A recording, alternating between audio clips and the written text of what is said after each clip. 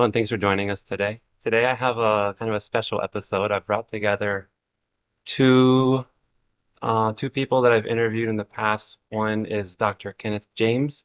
He is a Jungian psychoanalyst out of Chicago, and the other is Dr. Erik Mansager. He is a certified Adlerian outside of in Switzerland. So we're all in different time zones. We're all coming together, and we're going to try to present to you guys some of the similarities and differences between Adler and Jung, the way that they conceptualize cases. We're going to discuss some trainings and all kinds of good stuff. So we're going to jump in. Well, first, thank both of you for joining me here today and taking time out to do this. Thank you. So we're going to jump in with, I'm going to read kind of a mock case example. And then Dr. James, I would like to hear your kind of thoughts. What stands out to you? Where do you think you might see yourself going with this client in therapy? Okay. Okay, so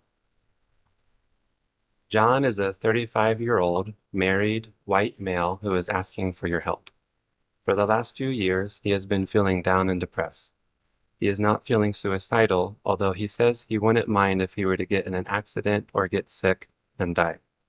He says he was raised as a Catholic, but as of 4 years ago, no longer practices religion and no longer knows whether or not he believes in God.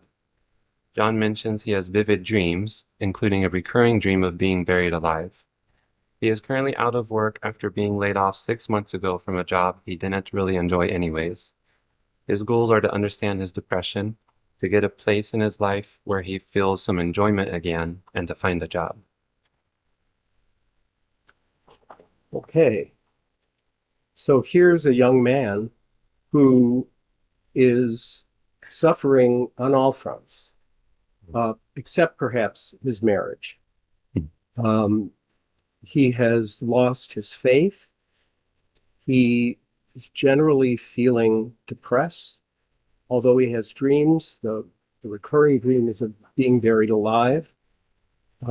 Not sure if he believes in God, and he got laid off from work. So if we look at love and work, we will hope, perhaps, and I would certainly explore the quality of his relationship to his wife. But beyond that, there doesn't seem to be much for this young man to be holding on to. The relieving of depression is a place where I think we would look at this from a Jungian perspective in a slightly different way, perhaps, than a medical model.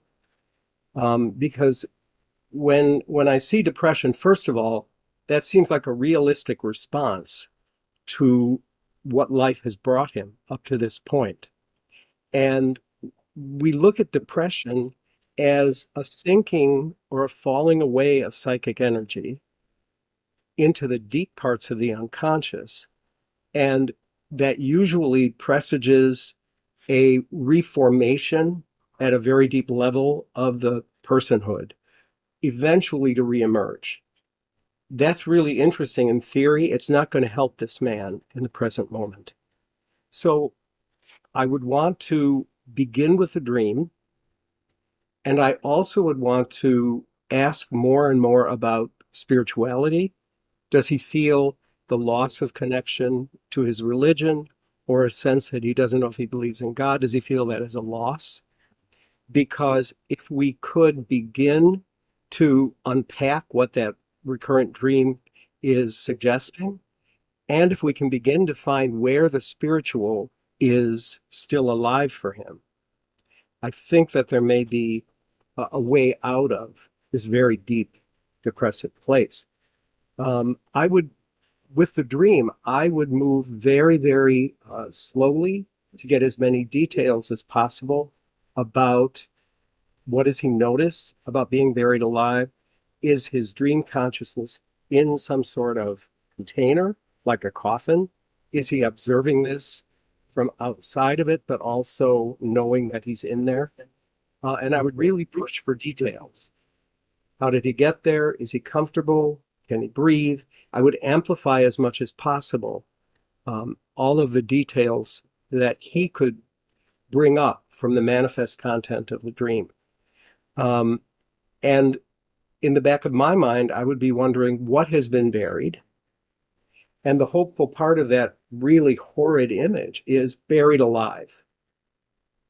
So if we can find a way to get under the earth, under the humus, the humiliation perhaps, same root, of having lost his job, perhaps we can open that container where he's buried and at least allow for some inspiration, for some air to come in to help him out.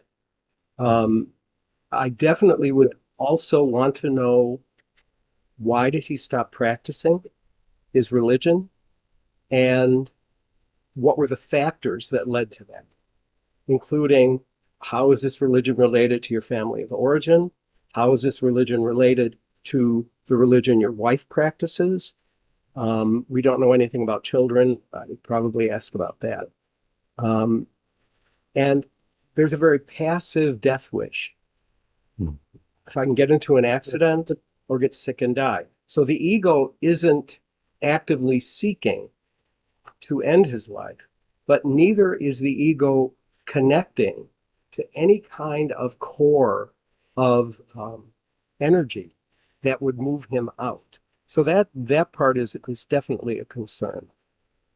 I would also want to know what he's doing in terms of looking for employment. Is he not doing anything? Is he trying and not being successful? So I'd want many more details about that. Don't think there's anything else that I have down here. I also might want to know why, since it was the last few years, why he's seeking help right now. Was it the loss of the job 6 months ago? Is it something in the marriage? So that would be where I would go. Okay. Initially. Thank you. So you'd start with the dream. I would. And really try to unpack and uncover that. And you conceptualize this very much as a spiritual problem, or maybe like if you can get some type of a spiritual sense back, whatever that might look like, that might help him catch a breath of air or not feel buried alive anymore. Well, we're not supposed to have any memory or desire, but my desire would be open up wherever he's buried and allow for inspiration again. It wouldn't matter at this point if it has a religious label, but he is that buried alive. I'm not inspiring anymore. I'm very limited in terms of the air. If we just look at it in terms of physics, Yeah. So he's suffering from a lack of, soon an asphyxiation, which is truly a lack of inspiration. Okay. So that the dream seems to be telling us where to go. Okay. In that regard. All right. Thank you. Yeah, Dr. Mansager. All righty. Thanks, Ken. I appreciated that. And you'll see a few parallels in that, which we could maybe talk about later. But let me go through this. I pretty much broke it down by the 7 statements we were provided. And then I want to share with you somewhat of a Socratic questioning process of what might be going on here. Some might be questions to him. Others, all of it is kind of a pondering. What can I find here? Because I'm going to be looking for his movement, his psychic movement, from a minus place, a feeling of inferiority, into one of mastering that problem. Now, the inferiority feeling might be obvious or might not be because of these terrible circumstances he's going through right now. But this will give us, Adler would say exogenously, from the outside, it gives us a look at what's happening here, but the pattern will be consistent, whether it's this issue or other issues he's faced in his life. So, in that regard, my intake would include learning a bit about his family of origin, his sibling order, his parental alliances, his school involvement in the past, and his early recollections, generally speaking. Family of origin will give me a hint about his own gender guide and family values. The sibling order, what his expectations are in the world. Is he the oldest, or the youngest, or a middle child, or an only?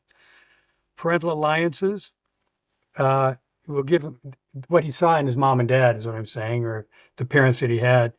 What does he expect from adult responsibilities? The school involvement, even in a minor way, gives us what he expects to happen in unexpected situations, especially first days of school and the like, and what are the ongoing challenges he faces to meeting things that he doesn't understand. I think that's what the school process would be. And early recollections are Adlerian's golden moment to reveal the psychological movement and his sources of discouragement, which I guess are many at this point. Okay, so the first point, John is 35, married, white, seeking my help. Now, I just want to say to you, because I know Ken addresses this in a slightly different way, which we might get to, difference between psychoanalysis, psychotherapy, counseling, things like that. But if he came to us via our site, we emphasize in our website a depth approach. Adlerians tend to be cognitive. The depth Adlerians go into the psychoanalytic mode. And so it would bode well that he wants to go a little deeper. Maybe he's ready to go more than just get me a job or something like that. For the last few years, he's been feeling down and depressed. So I'm going to be looking what he means by down and depressed. Very often, those can be differentiated by clients. For us, the down talks about an action orientation or not. So is he down and out? Can he not get himself moving? Does he feel like he's pinned down? I'm going to watch for these kind of metaphors that he speaks from to see if the depression is holding him still in his initiatives and inspiration. It might not be the same, but this idea of him getting himself going there. But then the depressed, down and depressed, goes to me to the feeling level of confusion, chaos, maybe lack of orientation in the world. Does his once oriented sense of life seem disrupted now? Or is he telling us that he never did feel oriented and he's back and confused? And so I want to see, especially in regard to this life task, the one of the big three, my love life, can kind of refer to these, my friendships or my others in life, and my work area. I want to see how this down and depressed feeling is impacting him in that regard. What might be the purpose of such moods? And I think that's typical Adlerian. Intentionality is not the same as deliberation, although it's used that way today. He did it intentionally, like he thought it through. That's not at all what we would mean, but he has an intentionality that his whole psyche is oriented toward a movement, to aiming towards something. And this is what we're going to be seeking out. And we can look at that, at least get a first beat on that by asking who is most affected. Here comes the life task. Is it his friends? Is it his workplace? Now, and is that why he got laid off? It would be a question. Or is it his wife and children? Who's being impacted by this? Okay. Third, he is not feeling suicidal, although he says he wouldn't mind if he were to get in an accident. I agree with Ken. It seems like a passive death wish of some sort. Does that mean he's endorsing his possible demise to others? That is, I won't be responsible for it. It'll happen accidentally. Now, that would bring forward an existential thing, and it might still say something already about his belief in God or the hereafter, or something broader. He doesn't want to do it himself. Most Christian denominations, I don't know if all religions, but the prophetic ones, Abraham and his, the Muslim, Islamic, Judaism, and Christianity would say, no, no, no, you don't take your own life. So he might be hedging a bet on such a thing, but this it might be a valid expression of this depression. Does John have early any memories in this regard? Might they be related to loss or danger of loss or privilege and status? As he doesn't know what to do when he gets booted, and his recollections can show that. Booted from a job, in this case. What does he remember about being sick as a youngster and the care that was forthcoming? That's curious to me because I don't know, he's been unemployed for 6 months. Is he looking or not? Is he expecting someone to reach out to him? Does he have friends at work? Is his wife doing it for him? Those kind of things. So I'm looking for his activity level here, because that we're going to have to hook onto to get him moving and inspired again. I like that word. Excuse me, Ken. If I'm using it improperly, you can tell me. Number 4, he says he was raised Catholic, but as of 4 years ago, no longer practices religion and no longer knows whether or not he believes in God. Now, I took this from a literal sense. It counted 4 years ago. We were at the beginning of the pandemic, so I use that as kind of a framing my mind here. What does John mean by no longer practices?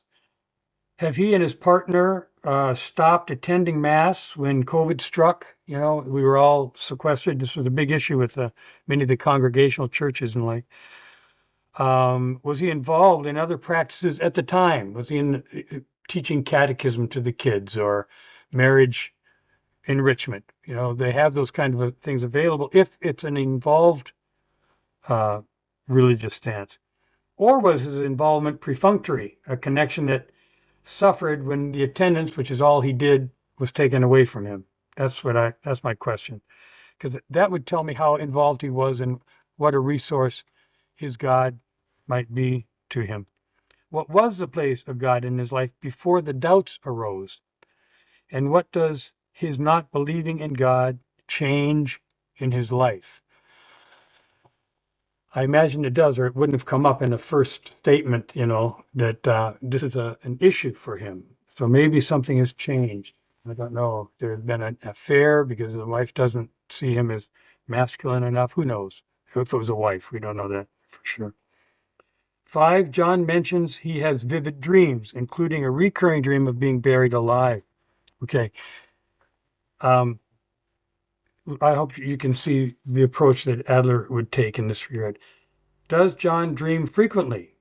What are the intervals? Do his dreams puzzle him, or are they clear to him? Is he aware of his awakening emotional state? That's the main thing that Adler pointed us to.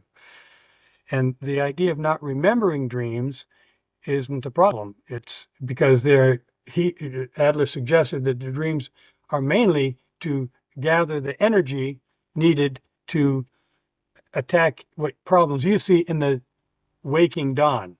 Or early recollections give us kind of a shot over the bow of how life looks to us. Dreams we tend to see as more anchored in the here and now.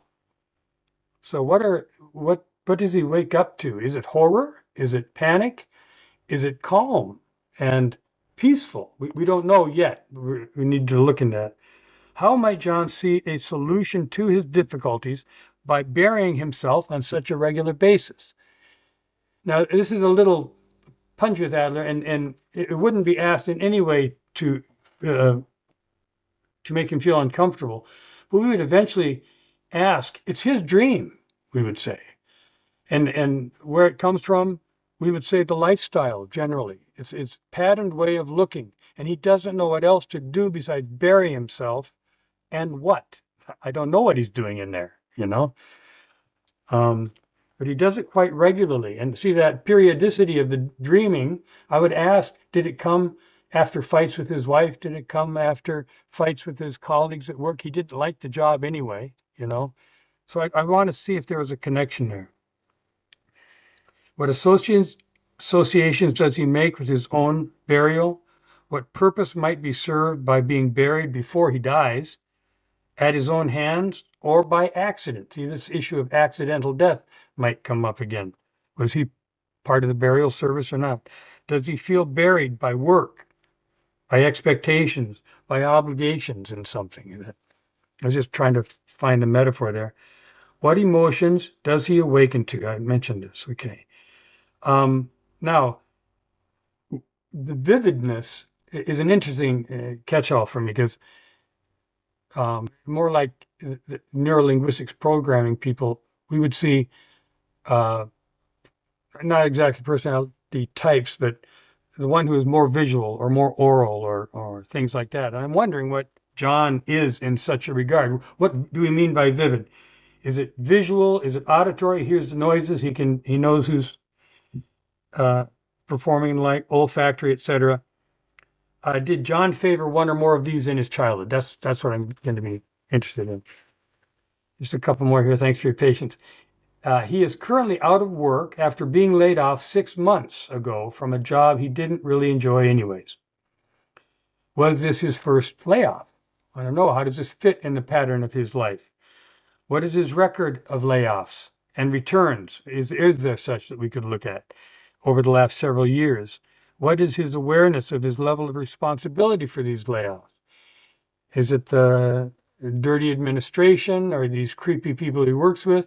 Or does he flagellate himself and say, it's me, I just can't hold a job? Or he's just generally puzzled. I don't know why they laid me off. To which I would ask, how might you find out? And we would, if he hadn't in 6 months, figured it out. Okay.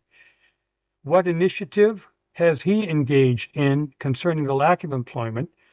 Or was he unengaged and permissive of the management in the decision-making process? Did he fight for his job or did he just roll over or something in between?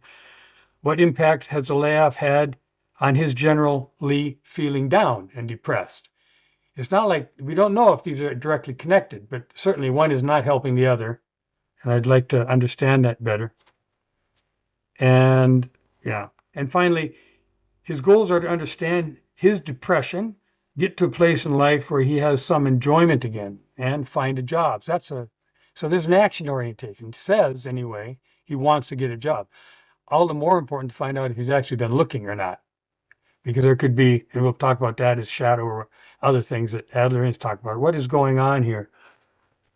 Okay, my questions. What is John's self-awareness level, his introspection, and his responsibility taking? How does he define enjoyment? He wants to enjoy life. I'm touched by that because enjoyment isn't used so often. Maybe I want to be happy again is. And I think there's a qualitative difference between the two, and I'd be interested if he sees it that way. He wants to enjoy life again. Does it include engaging in his family?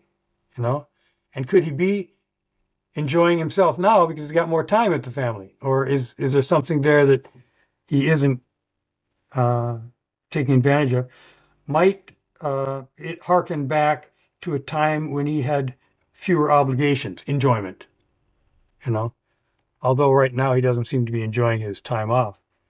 So with this information, an assumption of John's discouragement is what we'd be looking for, because that reveals the inferiority feeling. And then the counterfiction we look for is with his minus feeling, he's going to be charging mightily for a fictional goal, which will take away his feeling of inferiority. And that indeed can be so aggressive that he's got to hide it, you know, in some way from himself, not totally. We don't think this is wholly subconscious, but that he might not pay attention to it. And it could come across as braggadocio or pity me or something like that. So that's what we're looking for, is this movement that he and I could begin talking about. These constructs would be worked out in close collaboration, co-thinking we call it, or co-narrating the lifestyle. These will both be recognized in this style of life and be supported in the patterns of interactions with others.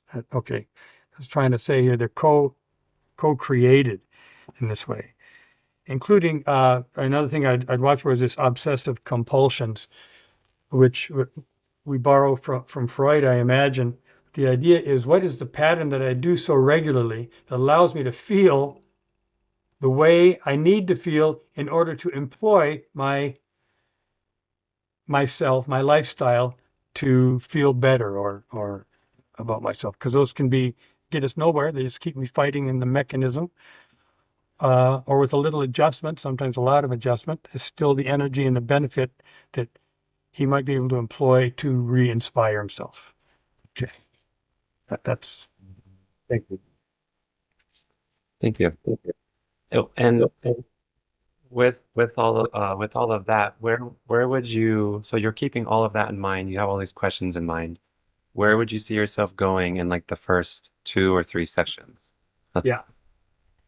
He would be watching for his um, early recollections, and he and I would engage. Probably, I would. Now, this isn't all depth Adlerians, but I would be curious about the feeling he had in his recollections, which we garnish, and ask him, is anything like that parallel right now?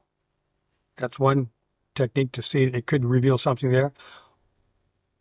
The other would be in his dream work, which I think is very helpful in this regard, be to say, to find out where the patterns are existing right now.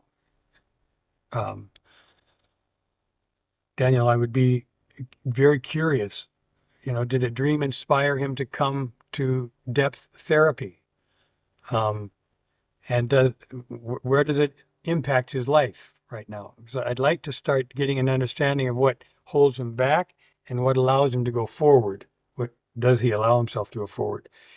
And if I may, we would talk about the encouragement needed in a discouraged state to step forward when he feels ready and if he feels capable of doing so. That's what I'd have to assess in the first 3 or 4 sessions. Okay, thank you. Encouragement, I like that.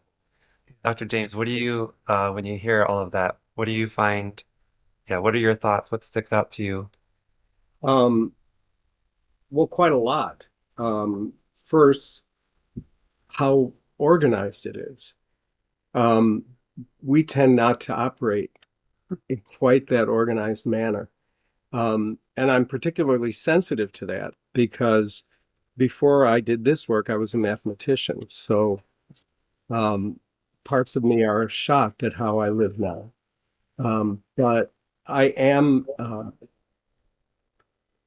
I'm both attracted to the organization, but also um, I would be wary of, and it's not that you would do this, Erik, I would be wary of using a paradigm to understand him rather than allowing the configuration of his suffering to emerge in I think probably a much slower manner than that. The early recollections, I was hoping that we'd talk about that because that's an aspect of Adler's practice that I find particularly exciting and useful. Probably I don't understand, well, no, probably I don't understand it the way you would, Erik. But the idea for me of bringing the imagination to early history. And when I did take courses at our Adler Institute here in the city years ago, actually shortly before I started my analyst training. And I was intrigued by the fact that you could ask for early recollections.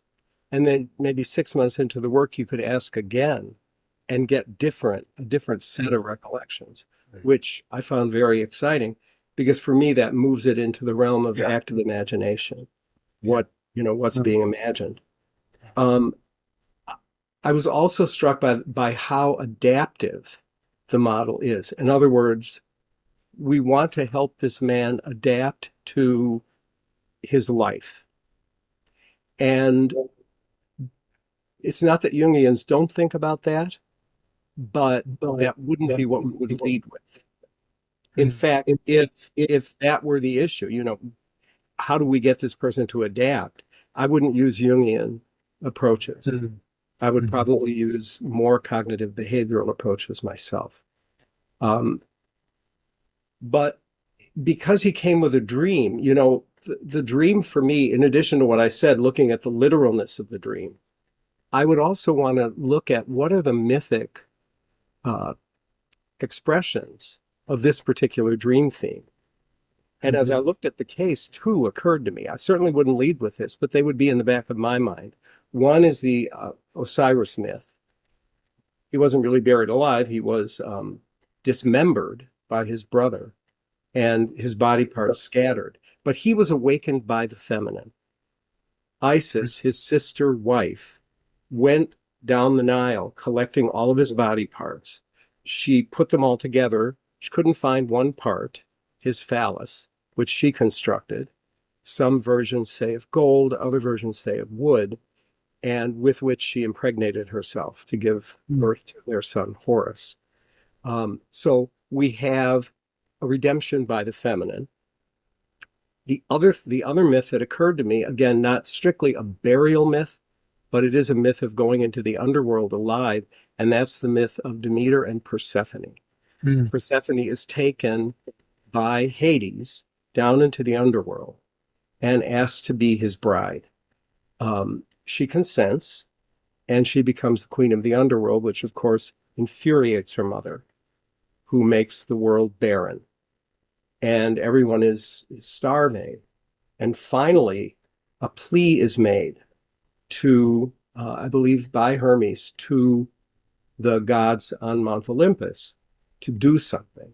And so they broker a sort of a truce that for 6 months of the year, Persephone can remain in the underworld with her husband. And those are the months of the year that we would call fall and winter. And then Persephone is permitted to return to her mother for 6 months of the year. And Demeter, who's the goddess of vegetation, allows for food to grow in spring and summer. So again, we have the feminine. So, and I did, it's interesting, Erik, you pointed this out, I did presume that his marital partner is a woman, and that I probably wouldn't do that in my office. Yeah. But, you know, it's the result of 72 years of socialization. Yeah. Yes, that's just an assumption, regardless of how the world is shifting.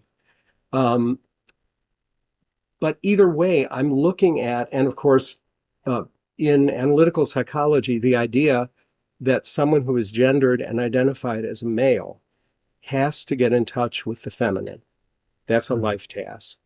Similarly, a person who is gendered and identifies as a woman has to get in touch with the masculine. So I also see here that the two myths that suggest themselves to me are both myths involving the feminine. So I would want to know definitely what his relationship is like with his wife, but what is his relationship like to his feeling function, to his sensate function? You approached this, Erik, when you talked about the modalities of vividness and preferences. But, you know, where's sensation and where is feeling, both of which are considered feminine attributes alchemically. One is the element of earth for sensation. The other is element of water for feeling. And see if there's anything else that I have. I don't think so. Being raised as Catholic, it's interesting because I was also raised Catholic, all kinds of brands, right? Catholicism has again, a very strange relationship to the feminine. I believe Jung tended to see this more positively than someone who was raised in the Catholic Church, because Jung felt that the elevation of the Blessed Mother to the queenship of heaven showed that the Catholic Church was bringing the feminine element in. I'm not so sanguine about that, but that's more my personal history. However, it is true that Catholicism is one brand of Christianity that does at least acknowledge the presence of the feminine in both Marys, well, in many different figures, but certainly Mary, the mother of Jesus, and Mary Magdalene, who may in fact have been a spouse, but certainly was a very close confidant of Jesus. So I would want to know more about his relationship to the feminine and how that might lead to his resurrection, not quite, but return from the alive burial. May I ask? Yeah. Thank you, Ken, very, very much. Fascinating. Um, can you say a little bit about how you would do that with them? Would you be having discussions about the dreams? Would you lead him in any way? Would he know about those myths? He may not, but I would use the fact that if people come to see me, they know I'm a Jungian. Yeah. And I do emphasize dreams. In my intake interviews, I ask about, obviously, family. I ask about religious upbringing and current religious status. I ask about whether or not they dream, whether or not they practice a religion in any particular formal way. And I would, after looking at all of the, imagery around being buried alive and the feelings around being buried alive, I would ask, are you aware of any? So I'd get his personal associations. That would be what that is. But then I would say, are you aware of any mythic themes that deal with being buried alive? And this is the aspect of dream analysis in Jungian psychology that we call amplification. And I might talk about some myths that occur to me. I certainly wouldn't do this the first time through, but we tend to continue to return to dreams. But, buried alive is a big deal. I mean, there's works of fiction about being buried alive. There are mythic themes about being buried alive. The central mystery of Christianity is the return to life of the buried Jesus. So, I mean, that is the beginning of Christianity, not Christmas, but the Easter experience, which was spoken of in resurrection terminology. So I certainly would look at that as well. Is this being buried alive? It goes along with the idea of depression from a Jungian perspective. Something is being held in suspension for ultimate return. I mean, if you're buried alive, suppose you could die, but you're alive. So if we can figure out how to bring you back, that would be important. If, just like in depression, you're not always going to remain with the psychic energy being drained. Eventually it will reform and come back. There was one other. Oh, you were talking about intentionality. The way we would look at intentionality is through what the term that Jung used is telos. So what is the telos of this suffering? Yeah. This man is obviously going through a great deal of suffering. We don't know about the quality of his marriage, but at least his emotional state, his loss of a job, don't know about his friends. He's suffering. And when this much suffering is experienced, we always ask, what is the self doing here? And the self is a particularly enigmatic concept in Jungian psychology. It's very controversial. It's, I believe, one of the reasons why Jungian psychology tends to be rejected in academic circles. But the self is not my self or your self. It's that place where we're connected to all beings across all space and throughout all time. And the self, there's a certain aspect of fate to it. The suffering that we're in, we look at as the self pulling the person toward future wholeness. The term we use for that is individuation, or being undivided. So I would want to look at that. Why is he going? And I wouldn't necessarily say that to him because that could be cruel. To say, well, why do you think this is happening to you? Yeah. I wouldn't be coming here if I knew, But that would be in the back of my mind. What is he being called to? So in addition to the causal factors, I would want to know what is the teleological, and the initial cause, the efficient cause, causes in the past. I would also want to know what teleological cause is, what final cause exactly is he being drawn to. And of course, the final cause is wholeness, but along the way, what is this suffering attempting to draw him toward? This is lovely. May I respond now, or would you like to share a bit? Is that all right, Daniel? So you just mentioned here at the end, teleos, holism, which goes to the undivided piece, which I think is what we uh, share in common, although we have slightly different outlooks on it. But this this is very satisfying to me to hear. Adler uh, pointed out early on and got booted for it that rather than look backwards at causes, we have to look forward to where we're going, the teleos now. And this is where the fictional final goal comes in mind, comes into the discussion. And what creates the issue of holism. And I'd like to address a little bit that how holism goes to integration, and there might be individuation, but you'll have to correct me on that. Because I guess they're not the same term, but they're related, integrating oneself and individuating oneself. A little child, all of us, our brains come online memory-wise somewhere between our second and third year. Prior to that, it's implicit memories we have because we don't have our hippocampus coding and figuring things out and date stamping. I get things like that. I love the brain neurology. I'm certainly not an expert at it. But, so a lot can happen in the first 2 or 3 years of life that we don't record, but we don't record cognitively, but we have it available to us.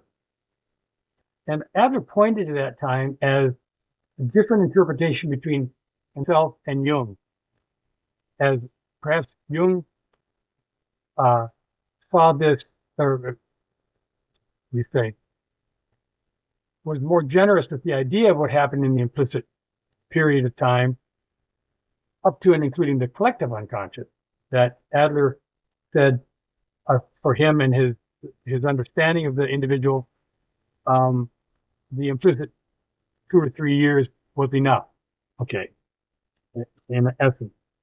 But during that time, when I can now remember what's going on, I can also think about how is yesterday compared to today? And I start puzzling through what am I doing here? Or how does it work around me? Of course, it's not this well developed, but a little child in the implicit range was already identifying with mom or the caregiver and learning to walk and conquer and develop the skill base. But when the memory comes online, they can start thinking about what I'm doing and where I'm going, while they simultaneously feel inferior to what's around them. This is not a complex. It's just one of the originating feelings of what gets me up and going. And I think if it's a healthy healthy raising pattern, development pattern, with the help of the community, I don't have to develop a conquering attitude toward my inferior feeling. But if I am traumatized in my childhood by any number of things that can go on, I probably will look to conquer that because I've got to get in there and fight. This is one of the, okay.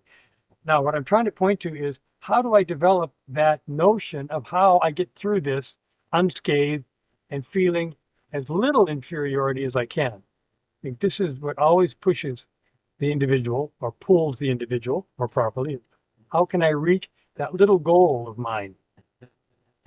And that becomes the unifying factor of the whole, that brings the individual together in an integrated fashion. That's why Adler spent a lot of time saying we are undividable, individual psychology, individuum. Can't pull us apart. And this is a major distinction between the two theories, of course, that where Jung sees our challenge in midlife to individuate, and perhaps all our life long, Adler says the problem is we're already integrated, but we act as if we aren't. And we creatively make our way through so that we can stay connected when we need to, but assert ourselves when we can. So that our therapeutic move is to remind people that they're united, and that these seemingly disparate activities that are going on are serving a purpose indeed. So that's, and now the challenge for us both in a gentle way is to explore what purposes might be going on here. Yeah, okay, thank you for that. That's that one piece. It kind of brings up those areas of commonality. I really appreciate Yeah, yeah. hearing that. I don't know if you have a comment on that, Ken, or Well, I don't think Jung did very well with the years prior to age 3. The classical Jungian theory, from my perspective, has no developmental component at all. And that was actually developed a bit later by a British Jungian called Michael Fordham. So, I mean, if you read what Jung has written about childhood, it's really, I come from a developmental background. So that, I'm very confident in naming that part of Jung's theory as weak. What Fordham talked about was, and here's where the concept of the self comes in. When the infant is born, what we are looking at is pure self. It is an embodiment of an aspect of the self. And then the ordinary exigencies of extrauterine life place stressors on the newborn, and they cause, these are called by Fordham deintegrative experiences. So if you imagine life in the womb, all of your needs are met.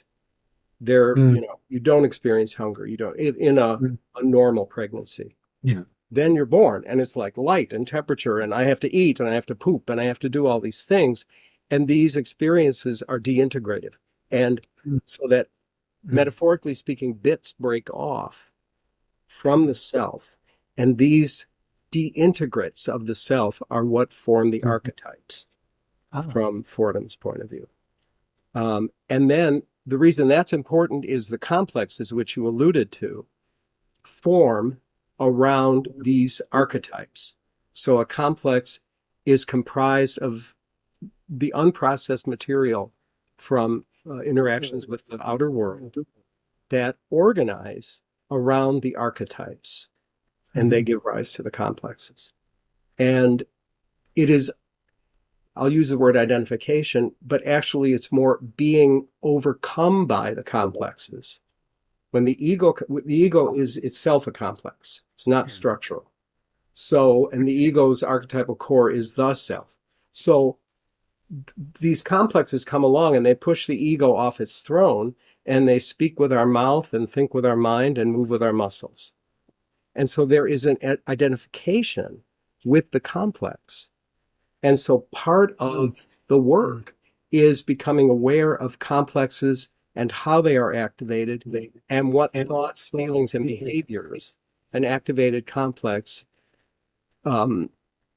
condemns me to perform.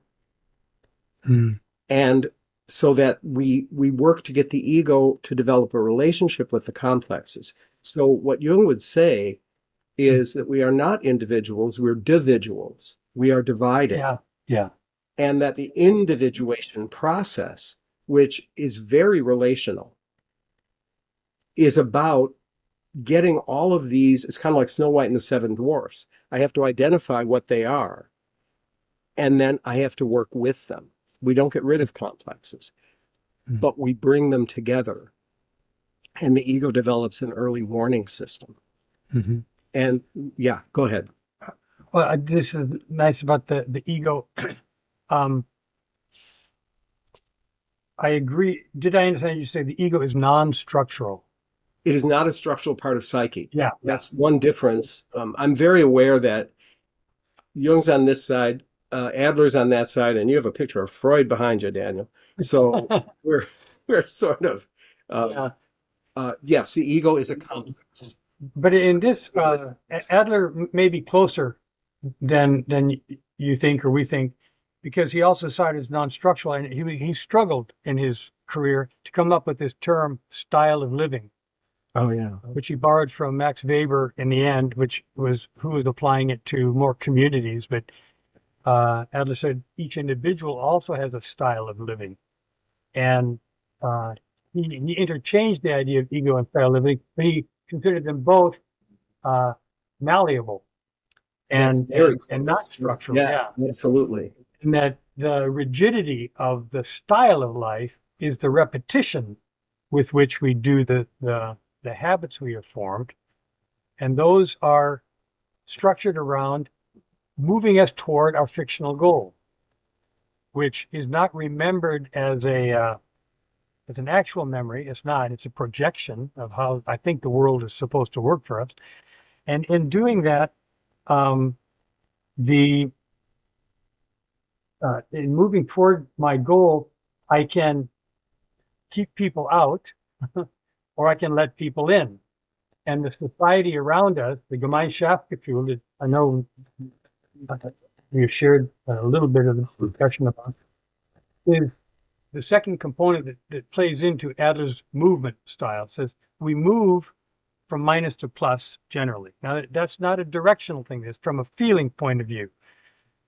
And the movement is an impulse, and the energy and the aggression that Adler used to talk about. It gets its direction from the sense of feeling in community with other people, mas or menos, you know? Mhm. Yeah, yeah, Yeah. yeah. And the more we feel connected, the more we go toward the community and feel safe within the community and cooperate with it and contribute to it and receive from it. That is, you use a term for that. That's adaptation of a sense, you know. Yeah. But Adler would never say, just in case it comes up, would never say you adapt to any given society. In fact, we have to have rebels so that we don't settle for a given form of human life, but that we're always advancing toward including more and more of our fellows in that. Yeah. Yeah. Yeah. The role of the other for Jung, yeah, clearly relationships are valued. But the cohort that we are living with, experiencing together, also form an opportunity for us to learn more about the unconscious through projection. So that connections connections of all sorts, either connections of love or friendship or connections of enmity, are actually functions of projection. And it's moving, falling in love is mutual projection. But it's also necessary. If that hadn't happened, none of us probably would be here, right? So the key is to recognize I have to work to pull the projection back to see who is there. And that is what allows for real relationship. So working on oneself is actually working toward and for the other. Is that you wanted to comment on community feeling in relation to the shadow and the anima or animus? Is that what we're getting at now? Yeah. Because if we look at shadow and anima animus, which are undergoing a lot of change in this era of a kind of a deeper understanding of what we mean by gender and sexuality. Jung died in 61. So, we have to cut him some slack. When he wrote about anima and animus, and when he wrote about shadow, they were very gendered. And we don't think that way anymore. And I prefer to look at them as two forces. The shadow is that which repels me, and the anima or animus is that which attracts me. And so the ego is sort of suspended between attraction and repulsion. We seek to reduce that tension through projection and other things too, displacement and blah, blah, blah, but we don't need to go through that. But then gradually, as I withdraw the projections, and this is the hard part, because it means I have to admit this isn't the person I married. Of course, they never were. We were each carrying one another's projections. And I need to think twice about the ones that I label my enemy, because I'm having them carry parts of myself that I do not admit in, right? Because the shadow exists in polarity with another sort of category that Jung calls the persona. So as I develop a particular persona, certain qualities that don't fit are thrown into shadow. But psyche is always wanting us to come to consciousness, so we project that, and that's how we get enemies. And navigating navigating shadow and anima animus through our projection of those things in the world actually can bring more of what I understand Gemeinschaftsgefühl to mean, which is a kind of a being in community or being in society in a way that enriches both myself and the collective of which I am a part. Yeah, well said. I appreciate that clarification because it sounded initially, and I'll go back to try to straighten this out, that the first movement toward the other is my projection of myself on them. And therefore, when I clarify that, I know more about myself and my unconscious, which sounds a little solipsistic. But I But also know more about them. yes, that's what I heard in that. Yeah, right. Second one. I'd like to share a little bit about Anima Animus Oh, from an yeah. Adlerian perspective. And I think it fits in with the uh, dichotomizing or the conjoining with the shadow. Okay, we'll see. First, Adler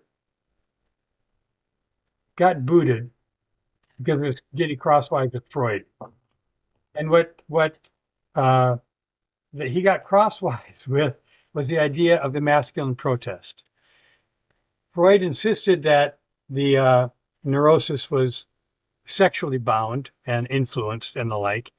And Adler said that that's altogether possible, but only in a secondary fashion.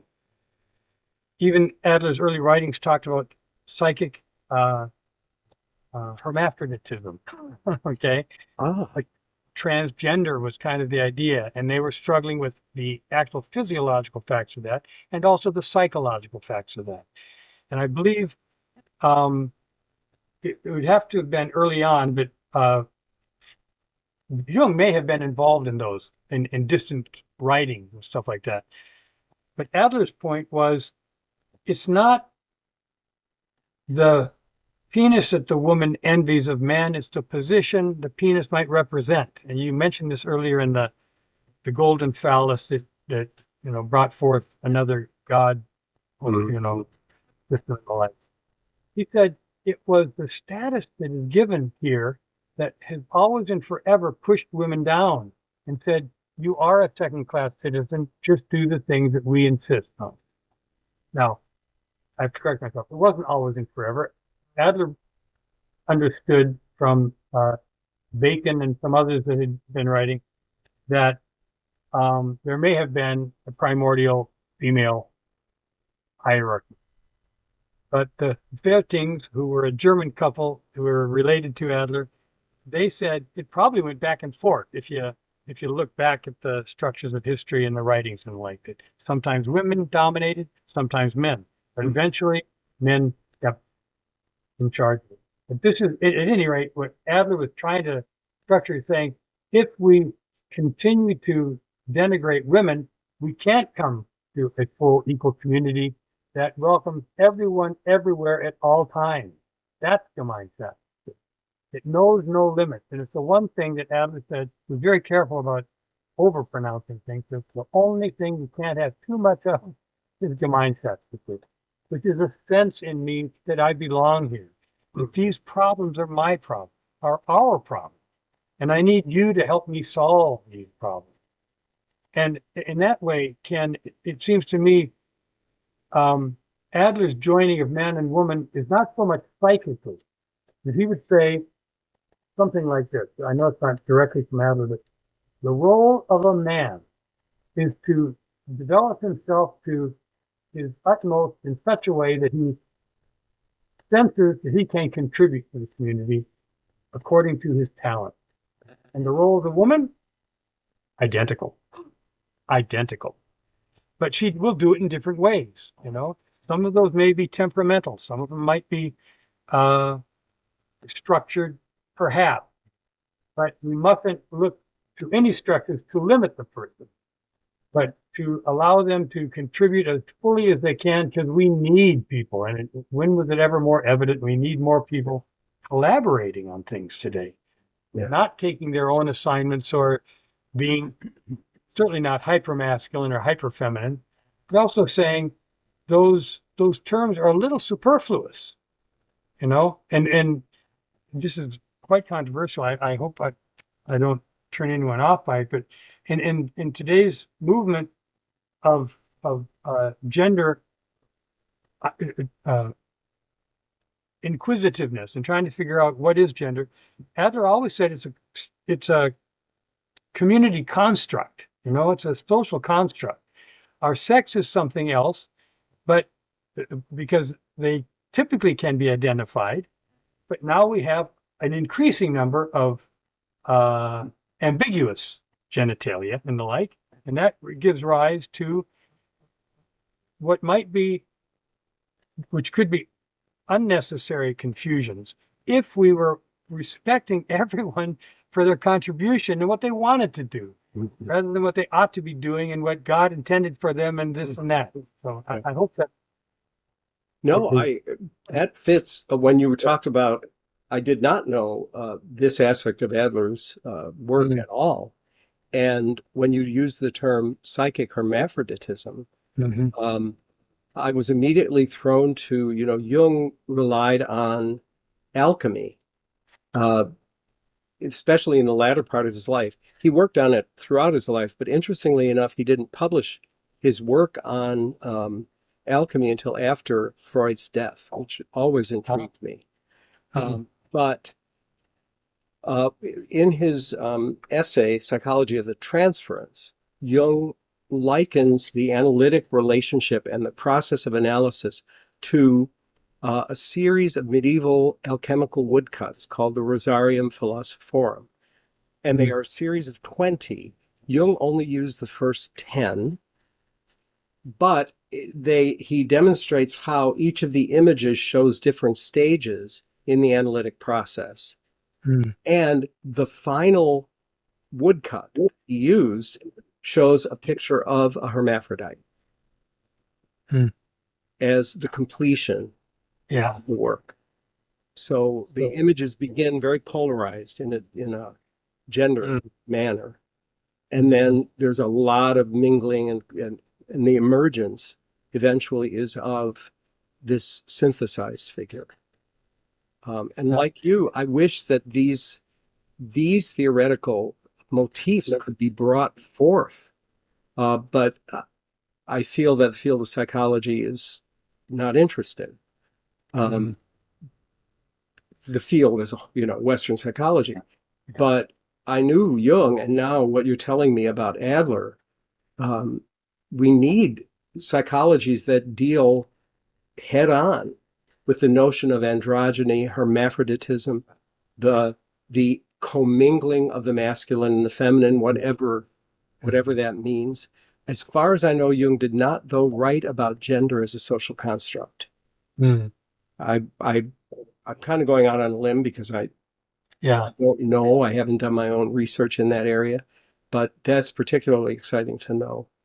In my Jung studies, I was trained as a Dreikursian, which was Adler's major disciple, at least in the Americas and the like. The challenge. Exactly right. Yeah. They're in I am tickled by this factoid that you are sitting in Chicago, the seat of Adler in America, and I'm over in Switzerland. I know. I thought you're in the Holy Land. What in the world? Same thing. But this androgynous, in my early studies, we use that as a term of balance and good strength, and it was a description of a man or a woman who had found a way to appreciate the other sex. Adler never used the opposite sex. He said the other sex, and that's a movement in the direction of saying there's variety here, and that is not the most important part. It's only, it wouldn't say just incidental, but it's far less important than how we present to work out the challenges that face us daily in life, and they don't go away. So yeah. Yeah, and we need each other to scope these out and to understand them and to have different perspectives like you're sharing today so we can rethink, yeah, Yeah. and reapproach and reapply. But they are Adlerian always in kind of a practical way, I would say, because it's the practical, not that it's any faster or whatever, but that the suffering individual is what he wanted to help people overcome,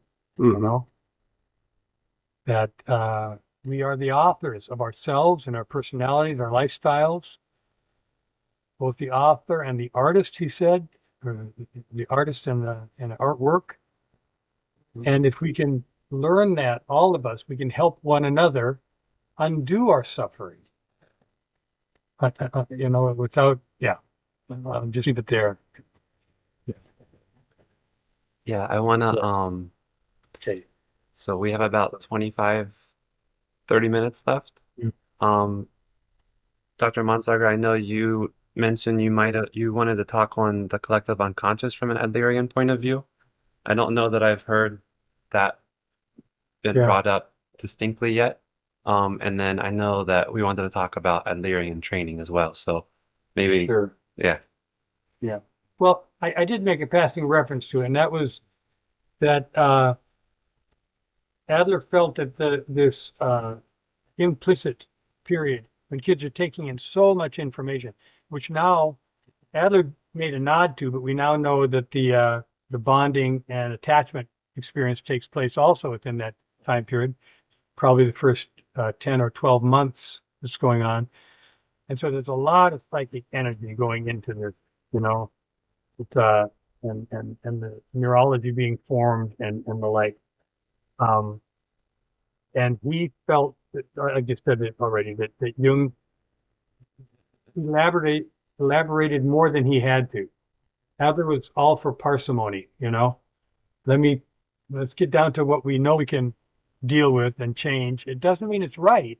It just means it works, We don't need to elaborate too much. It takes us afield of the singular focus of caring for one another and caring for the world we're in, So that was that. Yeah, Jung was not parsimonious. Yeah. I ran across a comment by Adler in one of his case studies back in 1916.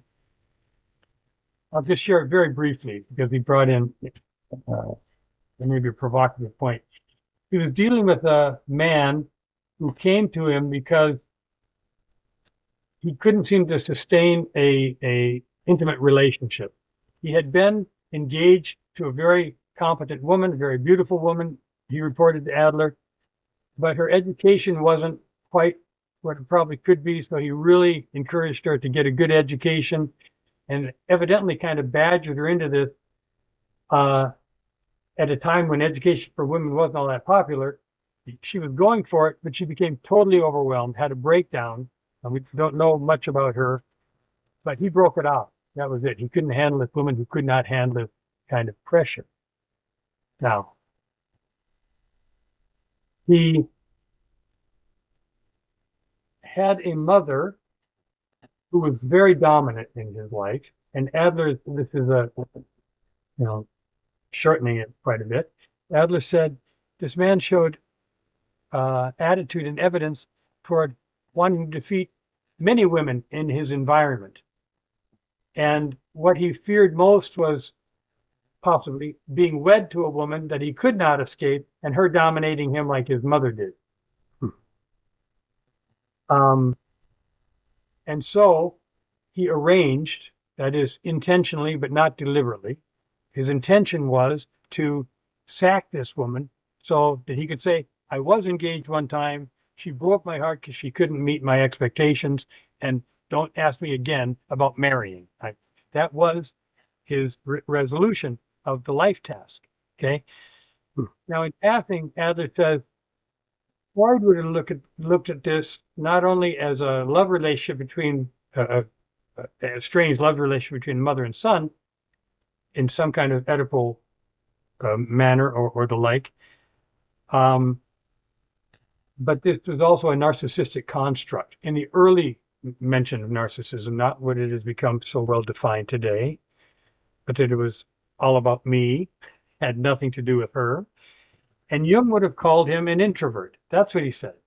Jung would have seen him typologically an introvert because he didn't go out toward people. He kept it to himself and kind of managed it in a passive way behind the scenes. Not adequate. I mean, there isn't a whole lot said there. It would have been lovely to, pick Adler's thoughts about that, but it brings in typology also, which is something that Yeah. Dan had said we might talk about. So, Well, yeah, that's interesting because I mean, that man you described may well have been an introvert, but that would have been um, irrelevant to how he resolved his life task. But it is interesting that Jung's book on typology, it was spurred by his puzzlement about the differences that had arisen between him and Freud and Adler. oh, And so the first several chapters of volume 6 of the collected works takes a look at Freud and Adler from a typological perspective. And because I think Jung was puzzled that here were these people, these three people, all of whom were very dedicated, apparently to the same goal, but they fell afoul of one another. Certainly fell afoul of Freud. They fell. Yes, that's Right. well said. More accurate. And I think Jung tried to understand all of that from a typological perspective, including introversion and extroversion, but sensation, thinking, feeling, and intuition. So it is interesting that to hear Adler making that reference, because it just strikes me that they both knew they were trying to describe the same territory. Exactly. Yeah. But their personal psychologies were very different, and their personal psychologies would have an impact on that. No, I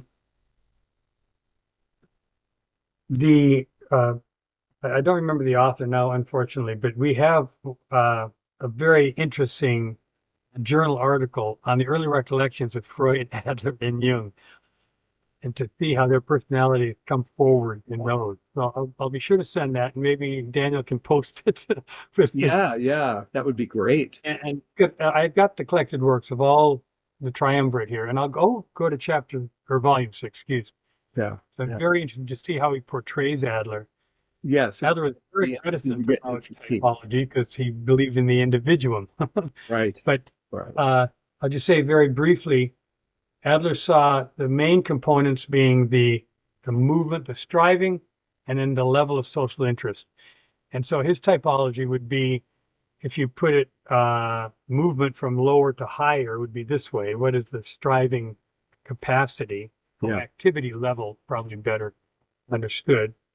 And what is the high and low of social interest? So you have a low, a low social interest, high activity, criminality, possibly, a high social interest, high activity, which would be the socially interested type. And then you have high social interest and low activity, which would be similar to this ideal type, with one who teaches or quietly philosophizes. Kant was probably in that, with afraid of his shadow in many ways, but what a great contribution he made to the world without, making a splash. So that's what generally, and he also coordinated them with the humors, phlegmatic and the like, very interesting. Sanguine was a socially interested one. And, but he didn't mean to do that seriously as much as he was saying ancient humanity was after the same thing we are, trying to understand ourselves, trying to see how we vary and differ from one another. Yeah. Although he says the point would be to see what are our similarities, and to the degree that we're missing the sense of social contact with one another and the importance of that.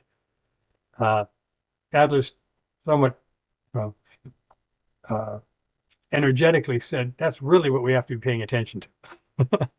And what got him so, I think, upset with Freud in the early days, as Adler was seeing the importance of, at the time, the socialist state and the like, that Mm. he couldn't catch Freud's support for that, Yeah. and started to weigh on their relationship until it finally broke. So, Yeah, there seems to be a trail yeah. left in Freud's wake. Yeah. Jung had a quaternity as well, but it would in typology. Mm. The horizontal would be data gathering, and that would be sensation or intuition. And they exist on a continuum. And the vertical would be data evaluating, so thinking and feeling. So those are the four functions. Introversion and extroversion are considered attitudes. And they had more to do for Jung with how psychic energy gets replenished. So if we're a finite open system, we have to find a way to replenish. The introvert replenishes by going within. So not with large groups. Mm. The extrovert needs a larger community to regenerate, to re-energize. Mm. But those are more attitudes toward how to sustain the psychic system. And then data gathering and data evaluation are the That's wonderful. functions. Yeah. That's Yeah. in teaching, yeah. It becomes, typology seems to be eclipsing what I believe are much more, I'm going to draw a lot of flack for this, much more dynamic aspects of the theory. Not because Jung's writings on typology were problematic. They weren't. They were a dynamism. Like, how can I understand you? And, how are you experiencing the world? How are you constructing the world? That's really what he wanted to know. How did Adler and Freud construct the world in a way that was so different than mine that we couldn't, we were living in different worlds? But now it's become like a shorthand. Oh, you're an introverted sensate, or you're an extroverted thinker. That, that's like saying you're a Libra.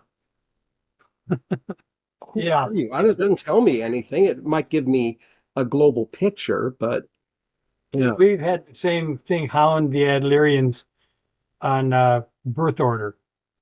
You're a firstborn, you're the baby of the family, you're an only child, which became unfortunately caricaturistic in its application, which goes to the training issues, actually. Yes. But Adler never intended that to be a typology. He noted culturally the general impact on people. And he says, as always, the only point of a typology is to get me in the right ball field. Am I playing football? Am I playing rugby? Am I playing baseball? What am I playing here? Thank you. Now I can start to use those tools to understand my team members and the like. But birth order is very helpful as a first guess, because Adler is all about guessing. The stochastic method was, let me think, what would it be like if I were in their position? Yeah. What might they be going after? Because this result, intention always brings a quasi result that is close to what you wanted, but not a perfect endpoint. Right. So I can guess these things with couple interaction, with family dynamics, with individual. It wouldn't be an individual with themselves so much as it would be fighting the task and not being able to accomplish a contribution or a love life or a friendship dynamic. Yeah. I never thought about it as stochastic, but I think Jung's methodology is similar. Yeah. Yeah. You don't come in going, well, I'm dealing with Aphrodite. You kind of wonder about, what's the archetypal ground of the suffering? And am I aware of any myths that could amplify that archetypal ground? And does it get me anywhere? And it's not a matter of characters. It's a matter of the mythos itself. If someone, let's say, is stuck in a Sisyphus kind of I keep doing the same thing and have to do it again, and I never get the result I want. Compulsion, that's, yeah. Okay, who condemned you? So what character can we look at in your life that, figuratively speaking, condemned you to this? Because Sisyphus was being punished. And so looking at it mythically expands the ability to speculate on what are the forces this person has to contend with. That's fascinating. Yeah. How can we overcome them, or how can we make Yeah. peace with them? I imagine that would be an excellent approach that an Adlerian could use, when they see the person always creating the same fight with the boss or the wife or the partner or the child, and dominating them.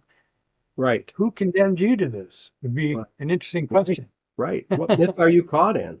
Yeah. Jung used to say, we want to look toward, the underlying mythos, because what we're not conscious of, we meet as fate. And, how can we break out of that?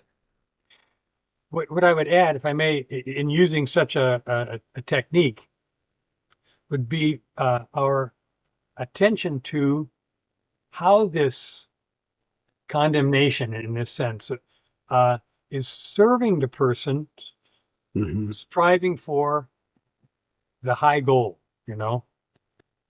That's that. So we'd be using it in a whatever that is, utilitarian kind of manner.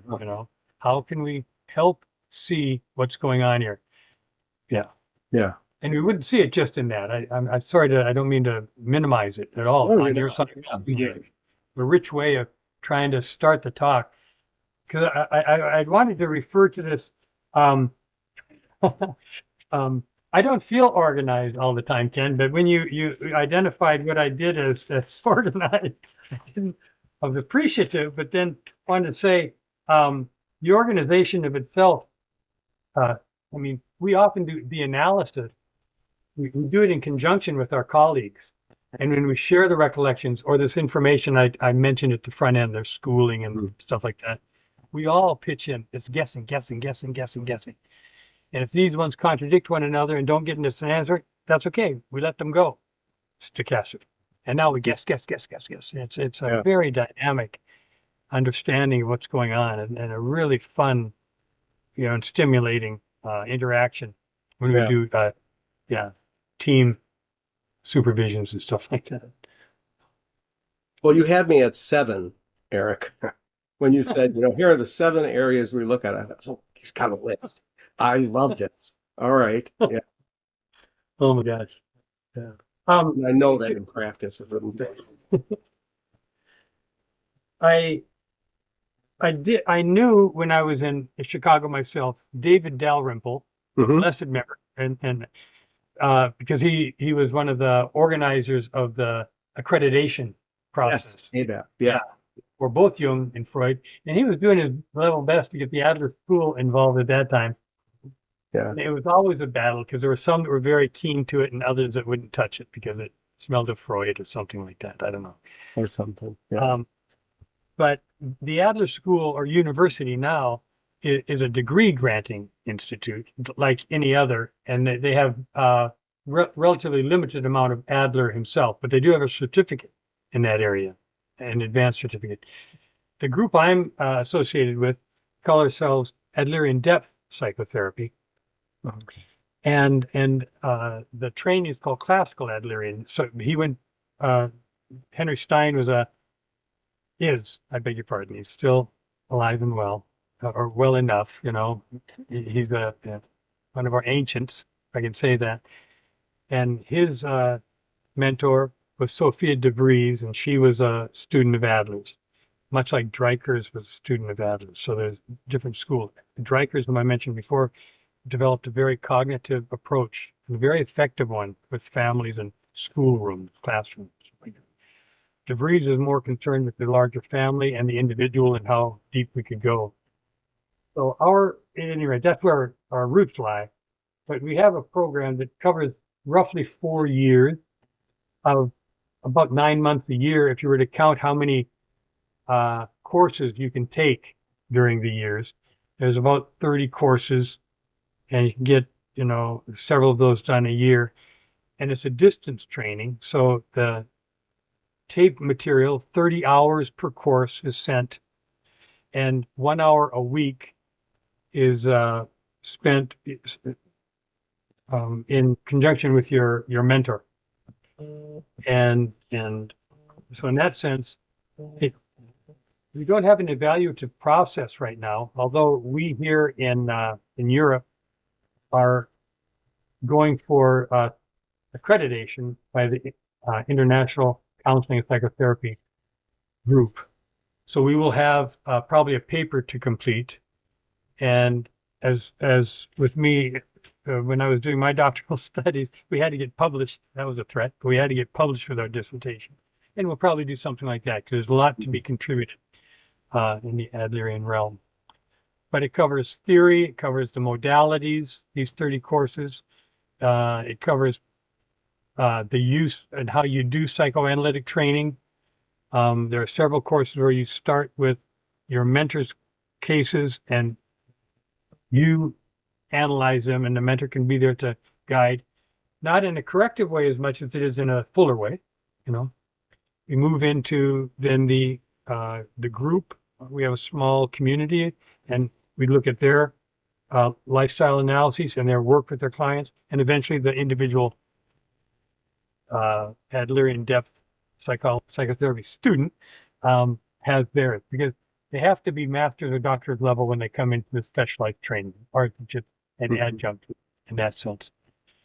But what we hold most to is this mentorship. Each of us who have been around a long time then take students either one-on-one for a year or two, or perhaps the whole training. They see their way through, and then they have to do training analysis, which would be with another one of our training analysts, one of our teachers. So that you have to have at least one of your 4 years that are fully engaged with training analysis. We recommend 2, and our practice is it goes on even beyond your certification. This becomes keeping your lifestyle diminished or flexible, we would say, because the lifestyle itself is a patterned engagement with the world that keeps our faith, so to speak. But the engagement with the world needs to be fluid and active and ready. So we try to diminish this hold on the fictional goal and contextualize our inferiority feelings again, and say we can interact and be helpful by not thinking so much of our own self, finding us at peace with our world and our activity. I don't know if you have any direct questions about training, but that's kind of a... No, I was thinking about ways in which the training mirrored ours. We have, people have to finish, used to be finish an analysis before you begin and then start a new analysis when you enter training. Now they've changed it to a certain number of hours. And we were encouraged to have 2 personal analyses, one with a man and one with a woman, and then control analysis, which is part of training. It would be what you would call the training analysis. And that would go simultaneous with the personal analysis, but that would deal with sort of the complexes that get stirred up in your work with analysans, and focus on transference and countertransference type issues and issues of frame. And it is evaluative. So it's evaluative, it seems like all the time, but to get in. And then there's a big sort of midway evaluation that we call the propedeuticum exam, which verifies that the person is grounded in Jung's theory, so that under close scrutiny and supervision they can practice. And then the remainder of the training is called the control training period. And that's when they're in control, and they're in supervision the whole time. But the control analysis is a little bit different. It focuses particularly on what is coming up in the individual around the cases that have come to them. And then at the end, there is people formally present 2 cases, and they're evaluated on those, and a thesis, and they're evaluated on that. So, Excellent. and we coordinate that with someone. We have to have at least one examiner per exam that comes from outside of the individual society. Mm. So Yeah. in my case, it would be the Chicago Society. So we would draw people from Zurich or different places in the United States or Europe. Yeah. It's fascinating. Our ICPC accreditation is going to we're going to shoulder some of that stuff too. They can evaluate the process. Like, Yeah. do you publish, or are the theses available somehow? Theses are available, right? Yeah. Depending on, most of the theses eventually get published in one form or another. But some of the theses are more personal in nature or deal so closely with case material that had relevance for a particular theoretical development that the candidate wanted to make, that those are usually kept a little bit more tightly secured. But they can be translated, of course, and modified. So the point can get across without too much divulging of personal material. I have a final question for me, Ken, is about the modalities themselves. Adler and his colleagues, Dreikers among them, have created a field where we do parenting education and we do family therapy different than the parenting education. We do school consultation and teach school interactions. There are schools that used to call it individual education. Now, pretty much Montessori. Montessori and Adler are very close together theoretically. And so those are available. And we do marathon groups as well as this individual and couple therapy. So it's all of that, and that is part of our training. We've got a course in each of those. But if I understand right, Jungian is pretty much individual. Is that It is. right? Right. Yeah. We, some of us came, like I came with a lot of child experience, as well as family. So, but I just came with that, and that made me a good referral source if people needed somebody who knew how to deal with kids. There are some initiatives. We're trying to start one in Chicago. There's a big one in London to train people to do child analysis. I am not aware of any initiatives for family or marriage. I do see couples occasionally. But that, again, is based on my past training, and then I move it through a Jungian lens. For me, I mean, working with couples, for me, becomes more of an issue of communication and facilitating that. Right? I mean, I certainly don't go and, what myth is your wife and what myth is your husband? I don't do that. Some people may, I don't. And there are some things written on couples counseling, but it's not it certainly is not a constitutive part of our training. Right.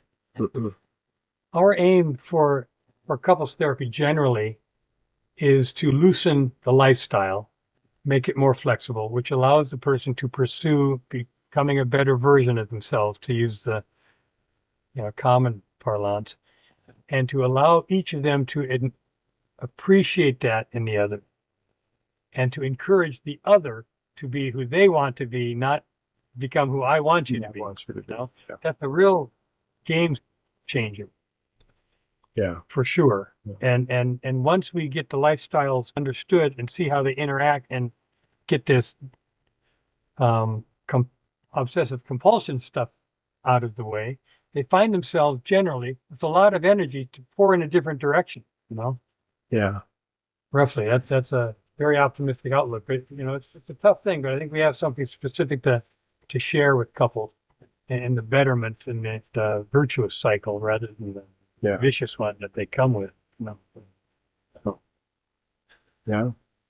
Dr. James, do you guys do much like group supervision, kind of how Dr. Mansager was talking about getting together and You mean, like among the trainees or among? yeah. Yes, yeah, Okay. there is. Right. We have two group supervision options. Our population of people who are in our program are divided into pre-propedeuticum and post-propedeuticum. And there are two groups supervision, and well, there are two group supervision groups and two group processes. So they process together. Okay. Because we're very concerned, might be too strong, but we know the importance of having a community of people who have this training. Because it's specialized and it doesn't easily integrate. You know, most people think we're very odd. And, you know, because I suppose we are, but it's very important because I think that also is a way to grow the field. The thing that I like to tell the people in our program is Jungian psychology doesn't exist anywhere but in all of us. And if there's any hope for its perpetuation, it's not in books. Books are telling us what has happened. But unless this is a living thing, Yeah. it's just. Amen to that. Yeah. Sorry, we're kind of running over, but thank you both very much for joining us. I'm glad that you guys came together. Yes, so am I. Yeah, thank you, Daniel. Thank you so much for the opportunity. Yeah, You're thanks, Daniel. This a was real gift giver. a gift. Absolutely.